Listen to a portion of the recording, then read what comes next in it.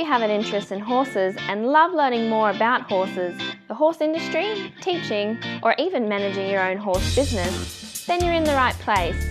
We would love you to join us on our mission, which is to improve the lives of horses around the world through the education of riders, handlers, and trainers. So get comfortable, listen in, and enjoy. Today I'm going to introduce you to Jackie Barber. Jackie has done eventing, show jumping and dressage. She was BHSI when she was living in the UK and came to Australia, and now is a level 2 general and coach educator. Jackie's pretty busy at the moment running Fox Hill Holistic Equestrian Centre. And how are you today, Jackie? I'm very well, thank you, and pleased to be able to do this interview with you. Good. Jackie, we normally start off asking people about an inspirational quote. Have you got one that you can think of? Something that you... Yeah, I use two fairly regularly, I think, when I'm teaching. One is the acronym KISS, yes, which keep it simple, stupid. I think that brings a smile to people's faces and helps them relax a bit. And I think sometimes we can just overcomplicate things too much, whether it be complicating the horse's mind or complicating the rider with trying to do too many things at once. So just to try and focus on some core main things and not overcomplicate it. And the other one I like to use, which is from Molly Sivrite, who is a fellow, or was, sadly she's not with us anymore, fellow of the British Horse Society. She wrote a book and the title was Think and Feel, Feel and Think. And that really says everything. Yeah. Feel more and think more rather than just do and try and get results all the time. Mm-hmm. No, that's good. Both of them are good. What I'd like to know then is how both of these acronyms have affected you, how you've used them to improve either yourself or any of your students. I've always tended to have problem ponies or problem horses with issues, and without an awful lot of help sometimes, I was just left on my own to work things out. Fortunately, I always did in the end and got good results. And I had to listen and feel for a better way, or the way that the horse needed me to be to bring the best out of it. Mm-hmm. So both those things really resonate and make sense with me. So I suppose that's why I'm drawn to people who think the same. Yes. And I think that always happens too, is, sometimes you can have a coach that suits certain people. Like Simon Cale was here before and he said, I don't get any nervous people, I only get the confident ones, and other people say, oh no, I can really help people with their confidence. Yes. And people tend to gravitate towards them. Yeah. Yes, horses for courses. Yes, for sure. Now, we usually start off just by saying, how did you start with horses? And the reason we do this is because people come from a lot of different backgrounds. It's interesting, I think, to know how people have started. Yeah, so if you can tell us about how you started. Well, my mother was a show jumper, and so she introduced us to horses from as early as I can remember. We were sat on ponies, so I never really actually can remember learning how to ride. But yes, it was through my mother's love and dedication for horses. And then she gave up quite when she was in her early 20s and got married and had children. So she never fulfilled her dreams. So I think she was always very keen for her children to be supported and helped as much as possible. That's good, isn't it? Yeah. Now, but going from there, did you, because you're an I now, did you do your I or do some study at Talon? Because you'd said about Molly Sivrite. Yes, I did. I did a little bit with Molly and Pammy. And yes, can only speak so highly of the standard at Talon. It was a very, very good place. I never was there as a living student or permanently, but I went to do different courses there. Mm-hmm. Okay, and then what made you decide to have a career with horses, to go on to be a coach?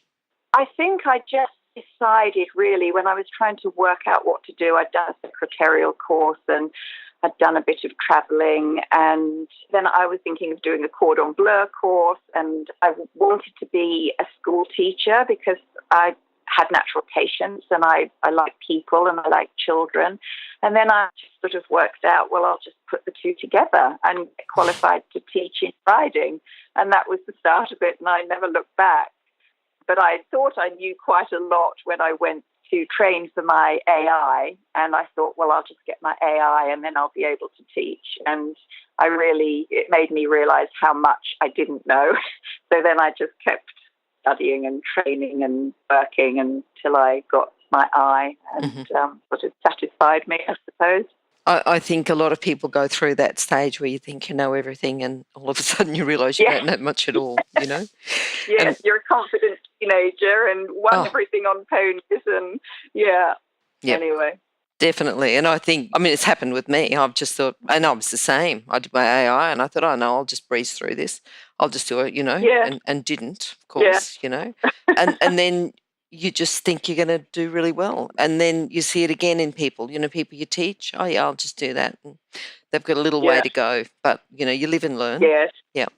Yeah, you do. And you can only really help people that want to be helped. I've made the mistake of trying to impart my knowledge onto everybody and anybody. And some people want it and need it at the time and others don't. So, yeah. And you're right. People have got to be open to learning. Yeah. Okay. And now we're talking now about people who are just on the verge of leaving school and thinking about a horse career. What type of core skills do you think they need to commence in a career with horses? Well, some people, have the dream of, I want to work with horses, I love animals, and that's about all they know. So I think, they need to go and get some work experience, and that will really sort out quite a few people. Others know what it's like to be involved with horses and know that it's hard work, and they have a real deep passion and determination and dedication to do that.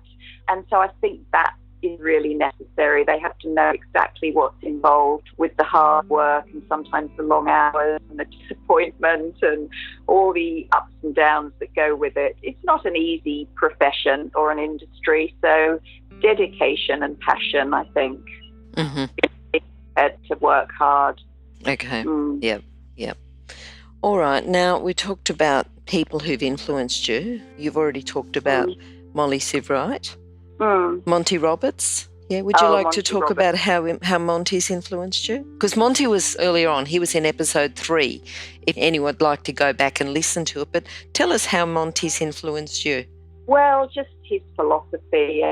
He's just inspirational with people and horses and what he's been through personally, his traumatic life really, and how he's turned that around just for the good of everybody, and his absolute devotion to trying to find a better way to train horses without the violence and the force that, has been used and still is in some places to literally break their spirit to be able to do anything with them. So, his magical powers really is to how he can read horses and relate to them and get them to trust him and respect him is just very, very inspirational. So if anybody has the opportunity, because he's well into his 80s now, I think, and I'm not sure whether he even is still doing demonstrations, but I was lucky enough to go and watch him do a demonstration with a horse in Newcastle, and just incredible. And I've read his books.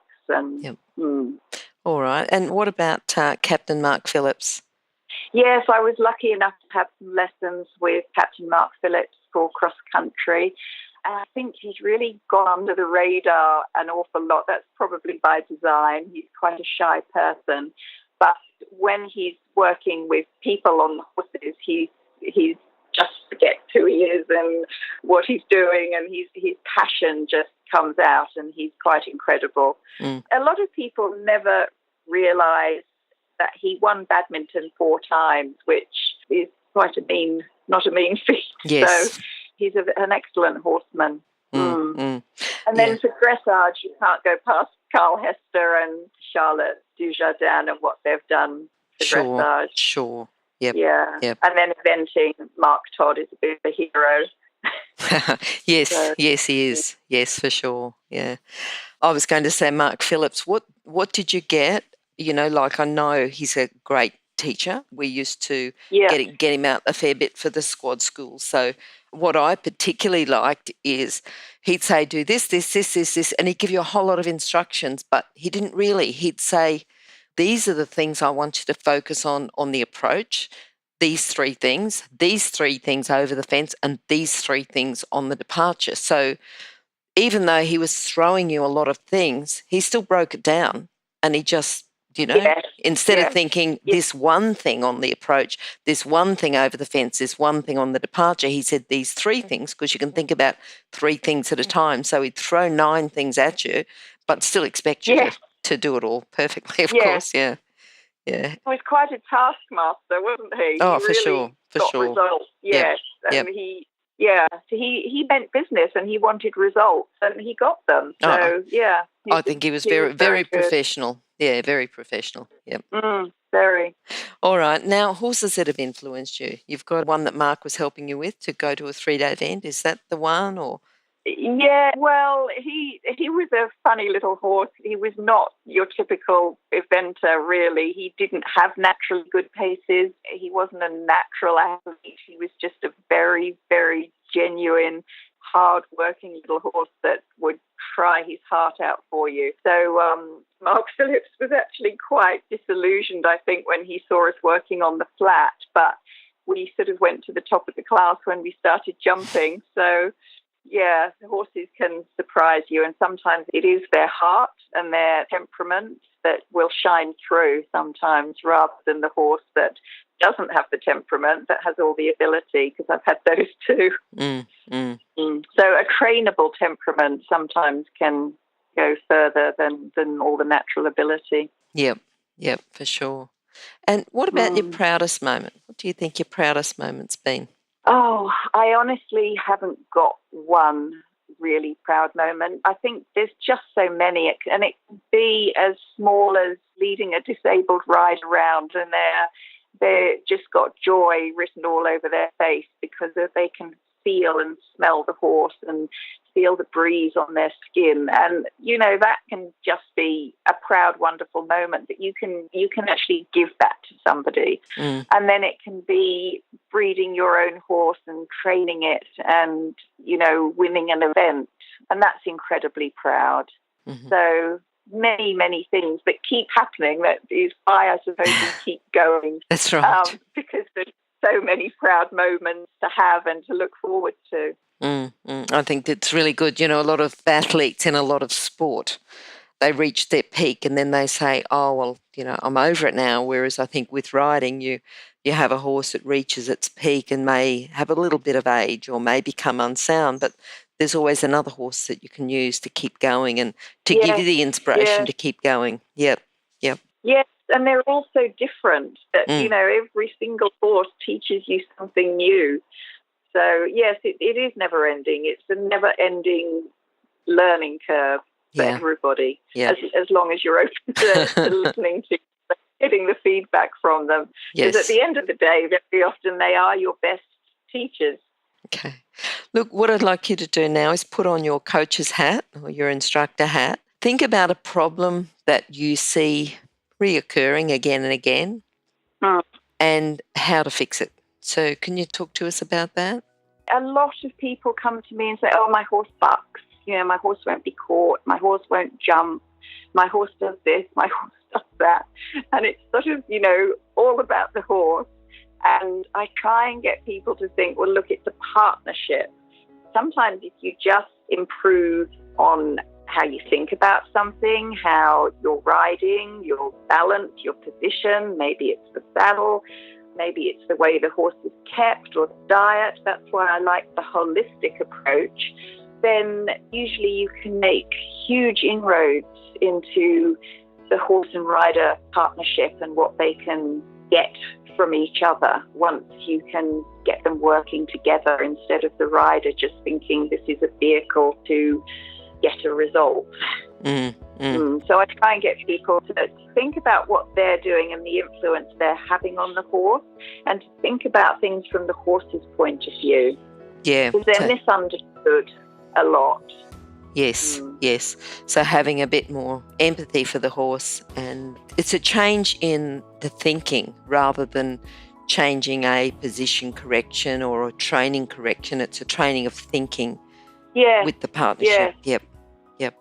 Yeah, and it all comes down to education. I think for some reason people think if they have a few acres or they've got enough money, they can just buy a horse or keep a horse or ride a horse, and it's quite simple. But really, it can be. But they can be inherently dangerous, and there's lots of horrible things that happen that could be avoided if people just got more help and found good coaches and took advice and, more learning. Yep. Oh, hang on a sec. Let me interrupt to let people know about the horse industry qualifications at onlinehorsecollege.com. If you have a look at the flexible options, there's online theory, and the practical components can be completed by video or with a qualified expert in your area. That website again is onlinehorsecollege.com. Okay, thanks. All right, now I'd like you to put on your coach educator cap and think about training coaches, training instructors. What do you think there is about a problem with new instructors, people who say aren't qualified yet, that have come to you for training? What do you think is a common problem there, and how do we fix that?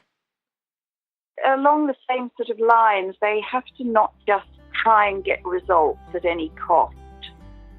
Try and really have very, very good basics, know what the most important things are to work on. So a big thing I say to everyone is you need to have a horse and rider that's calm in their mind and relaxed in their body. And that's the thing you've got to try and achieve. If you haven't got that, you can't really work on anything else. And balance and coordination and movement and everything else emanates from that basic calmness and relaxation.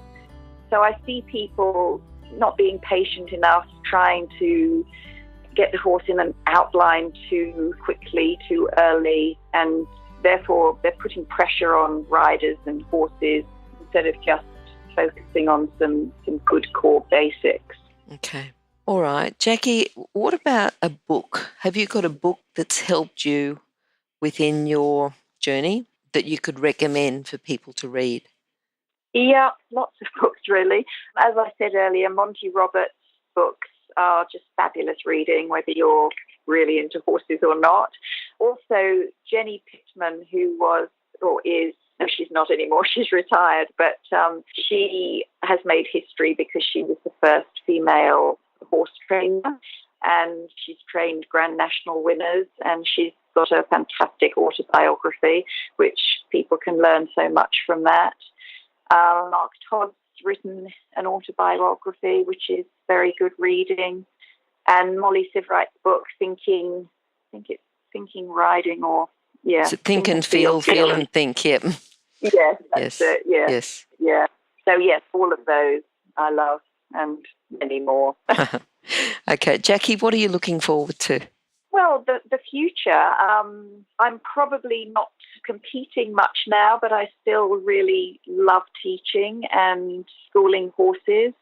I made the investment of putting a roof over my arena, so hopefully I'll still be able to sit under there and teach in the shade when I'm 90. So, yes, I figured that most people go to work and don't have to work in the elements. So, whether it's raining or really hot, I can still teach in relative comfort under the roof. So I'm really, really enjoying that. Good.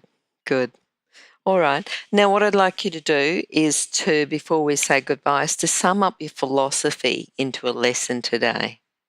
Well, I suppose repeating myself again, my philosophy would be just to be patient, learn as much as you possibly can, learn as much about yourself as well, because sometimes if we don't know ourselves well enough, our strengths, our weaknesses, we can end up buying the wrong horse for us, and then that can be quite frustrating.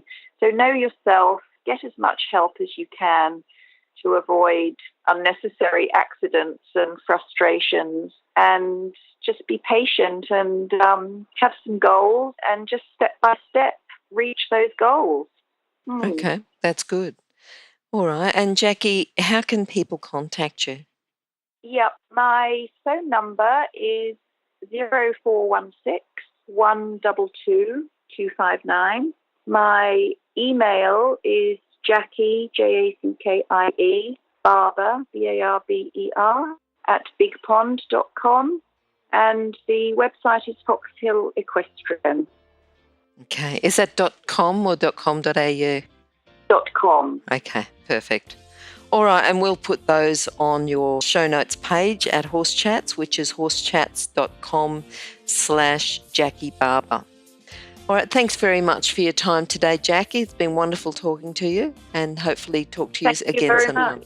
Okay, bye. Bye-bye. Bye.